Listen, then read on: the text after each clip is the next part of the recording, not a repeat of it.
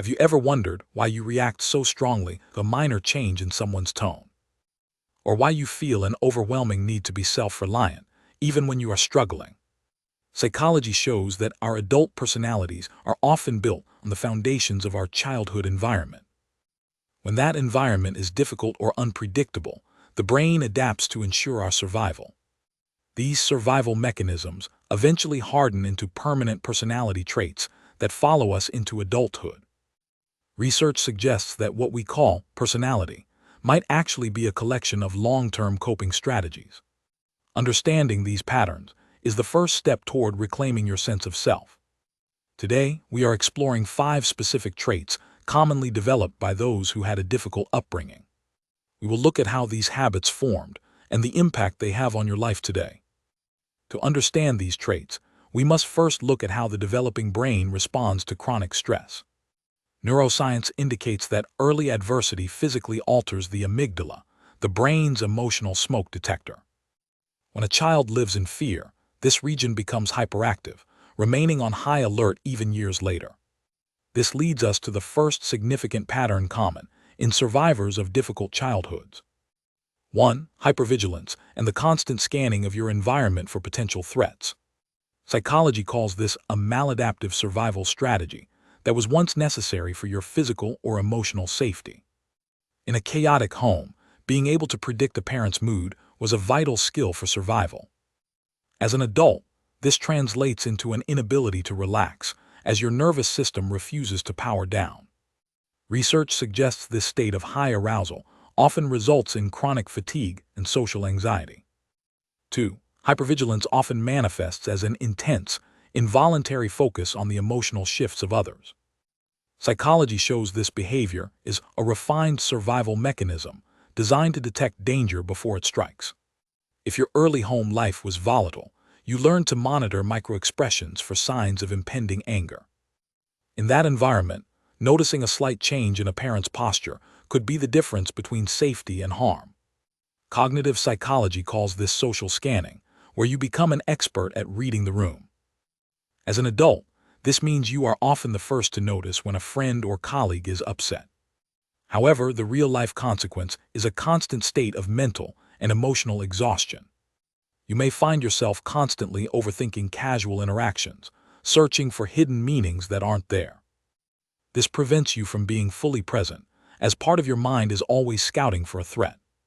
While this trait makes you incredibly perceptive, it also keeps your nervous system trapped in the past. 3. Hyperindependence is a common trait for those who could not rely on their caregivers. Psychology shows that if your needs were ignored as a child, you learned that asking for help was useless. Research suggests this creates a deep-seated belief that you are the only person you can truly trust. Cognitive psychology calls this a compulsive self-reliance, developed to avoid the pain of disappointment. In adult life, this manifests as an extreme difficulty delegating tasks or admitting when you are overwhelmed. You might view needing support as a sign of weakness rather than a normal human requirement. The real-life consequence is a cycle of chronic burnout and profound emotional isolation. While this independence makes you highly capable, it often prevents you from forming deep, vulnerable connections. You become a fortress that is impossible to storm, but also impossible to inhabit. 4. Chronic people-pleasing is often a sophisticated trauma response known in psychology as fawning. Research suggests this occurs when a child realizes that appeasing an aggressor is the only way to stay safe. In a difficult childhood, you may have learned to suppress your own emotions to manage the emotions of others. By becoming what the other person needed, you successfully avoided conflict or abandonment. Cognitive psychology shows that this pattern creates a blurred sense of identity in adulthood. You might find it nearly impossible to say no, even when a request harms your own well-being. The real-life consequence is a feeling of being erased or losing touch with your own desires. Psychology shows this often leads to resentment, as you are constantly giving from an empty cup. While you are seen as easygoing, you are actually living in a state of high-functioning fear. 5. High sensitivity to rejection is a profound emotional challenge often rooted in childhood neglect. Psychology shows that if your early caregivers were emotionally unavailable, you developed an acute fear of being cast out.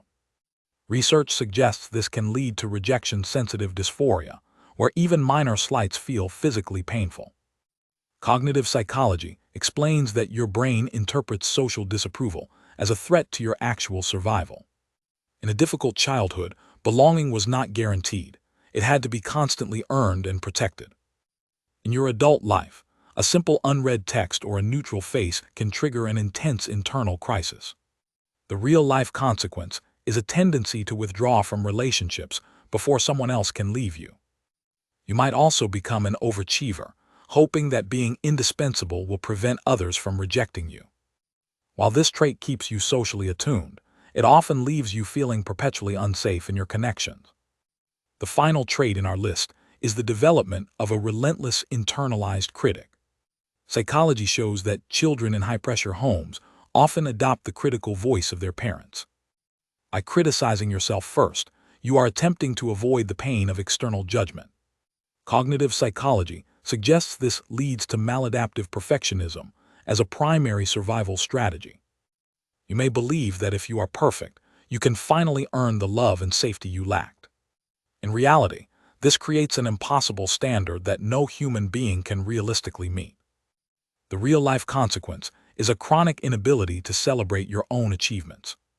Instead of feeling pride, you only feel a brief relief that you didn't fail this time. Research suggests this perfectionism is actually a shield against a deep sense of unworthiness. While these 5 traits allowed you to navigate a difficult childhood, they come with a significant price tag. Psychology shows that maintaining a constant state of high-functioning anxiety is physically and mentally draining.